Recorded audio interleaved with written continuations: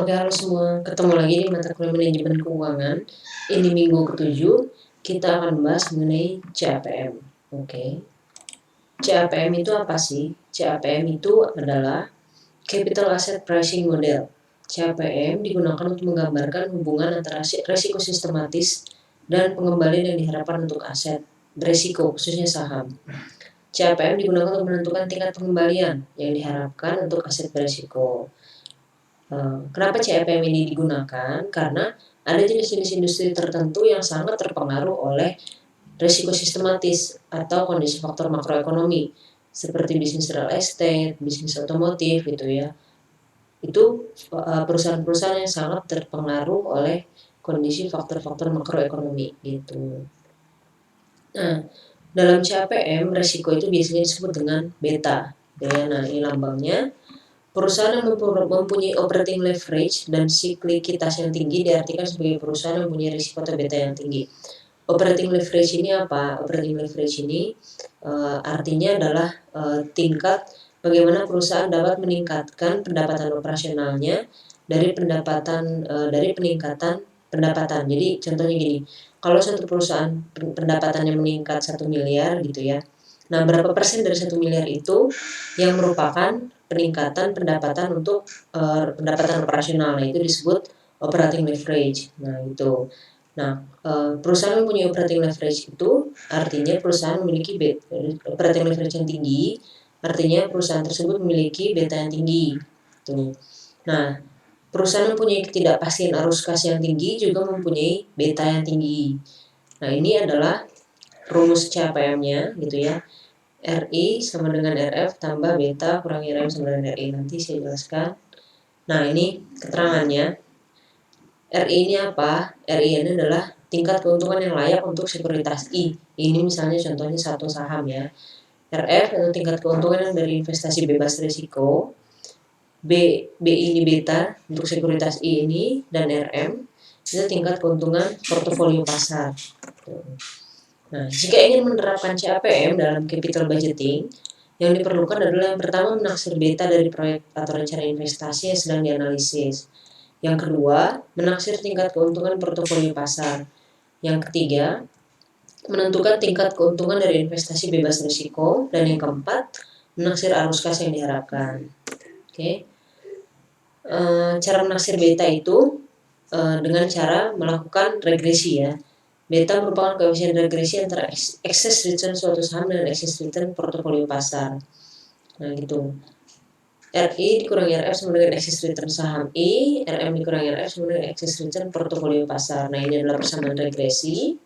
Oke. Nah, beta itu pada umumnya relatif stabil dari waktu ke waktu. Kenapa beta relatif stabil? Tadi seperti yang saya jelaskan, beta itu adalah risiko suatu saham atau suatu sekuritas yang dimiliki oleh perusahaan berisiko tinggi yang memiliki risiko sistematis yang tinggi. Risiko sistematis itu apa? Yang berhubungan dengan faktor makroekonomi tadi. Karena makanya kenapa betanya stabil, karena itu adalah sebanding ya. Jadi risiko dengan keadaan ekonominya itu sebanding, makanya betanya itu stabil dari waktu ke waktu. Contohnya, beta saham Astra Internasional untuk tahun 1090 ditaksir angkanya 1,14. Angka ini bisa digunakan untuk taksiran beta di masa-masa yang akan datang. Jadi cenderung akan stabil gitu. Misalnya, jika kita akan mendirikan pabrik tekstil, untuk menaksir beta industri tekstil, kita dapat menaksir beta dari berbagai perusahaan tekstil, dan angka rata-rata ini bisa digunakan untuk taksiran beta industri tekstil yang akan kita dirikan gitu. Nah, tapi beta yang akan kita taksir itu merupakan beta dari saham, dan beta ini dipengaruhi oleh faktor hutang yang yang dipergunakan oleh perusahaan. Untuk mengeluarkan pengaruh hutang yang dipergunakan, ini ada rumusnya. Ini rumusnya, rumus beta yang untuk mengeluarkan nilai hutang, faktor hutang perusahaan tersebut. Itu. Nah, ini ada contohnya ya. Contoh beta saham atau beta equity industri tekstil ditaksir sebesar 1,32. Rata-rata perbandingan antara hutang dengan modal sendiri yang digunakan oleh perusahaan dalam industri tersebut adalah 0,5 banding 0,5. Artinya perusahaan ini menggunakan modal sendiri sebesar 50% dan menggunakan hutang sebesar 50% gitu. Tarif pajak penghasilannya 35%. Maka beta aktiva industri tekstilnya ini itu tadi rumusnya ini dimasukkan ya. Tadi apa?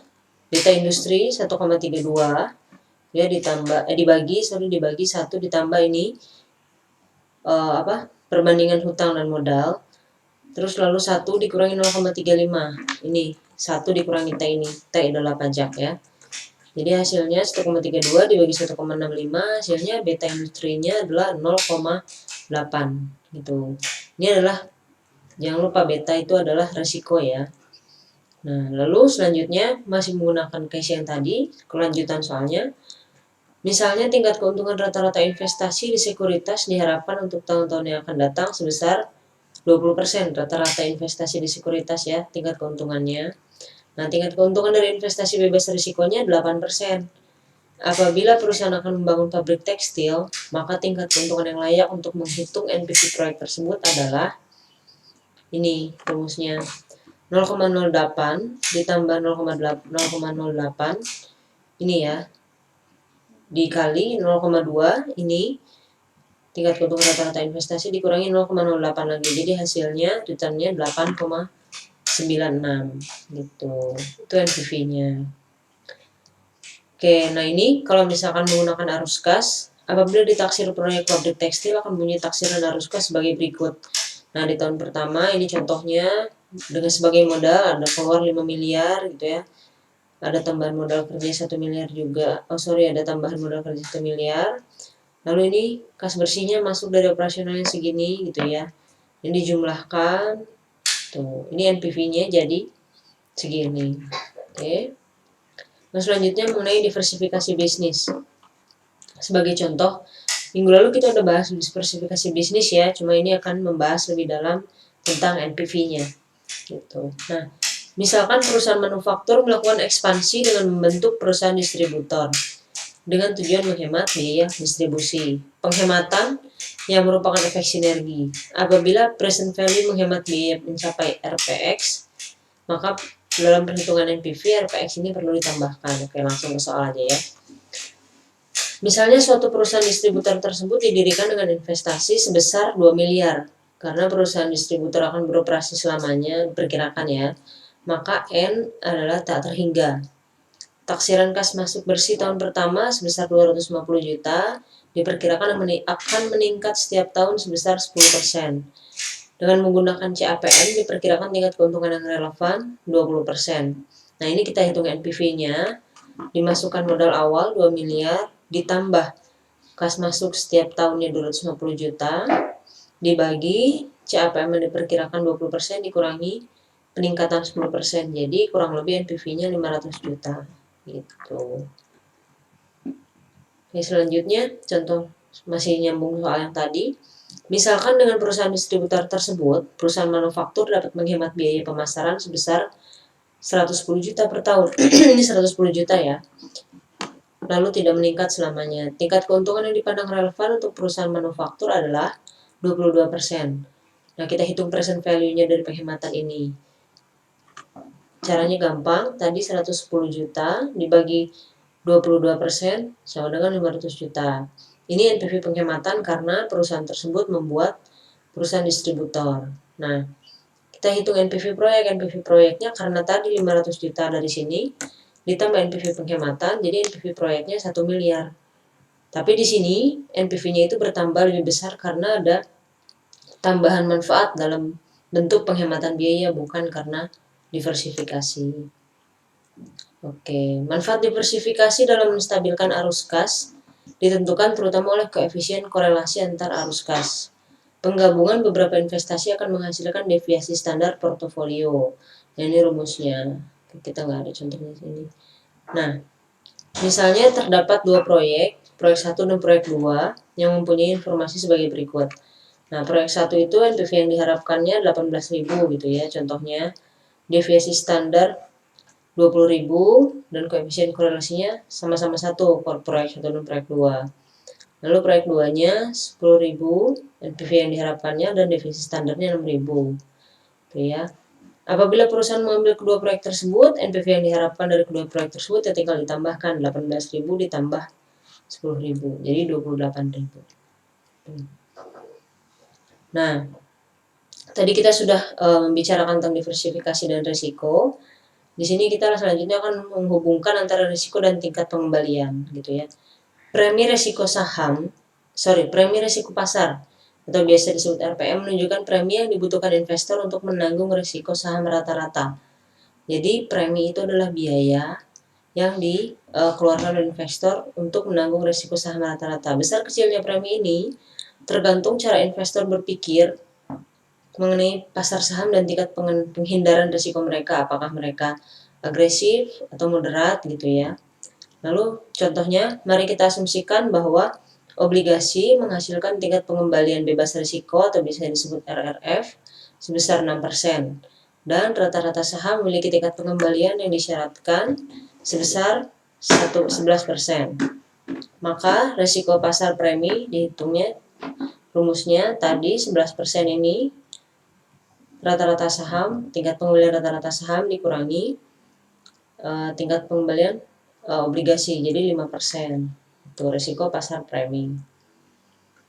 Nah, premi risiko pada masing-masing saham itu bervariasi secara sistematis dari premi risiko pasar. Misalnya, jika suatu saham berisiko 2 kali lebih besar dari saham lainnya, seperti yang diukur dengan koefisien beta, premi risikonya harus 2 kali lebih tinggi. Jadi premi risiko itu berbanding lurus dengan beta atau risikonya ya.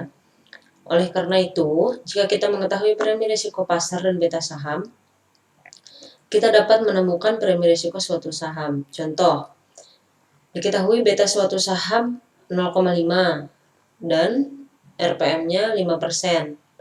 RPM itu tadi ya, premi risiko pasar. Maka RPL saham tersebut atau premi risiko sahamnya adalah 5% dikali 0,5 jadi 2,5%. Jadi kita mengkalikan risiko saham dikali risiko pasar, jadi adalah itu risiko saham tersebut. Gitu. Sorry, premi saham ya tadi 2,5% risiko. Oke, contoh lain. Pengembalian bebas risiko mencakup premi untuk inflasi dan jika kita mengasumsikan bahwa saham yang dipertimbangkan memiliki jatuh tempo dan likuiditas yang sama. Jadi ini kalau tadi kan ini kita menghitung premi suatu saham tanpa memperhitungkan inflasi. Kalau di sini kita akan memperhitungkan inflasi. Nah, ini rumusnya. Tadi 6% itu adalah diambil dari sini, yang tadi tingkat pengembalian bebas risiko itu ya, ditambah 11% itu adalah tadi tingkat pengembalian yang disyaratkan, dikurangi RRF lagi dikali beta saham tadi.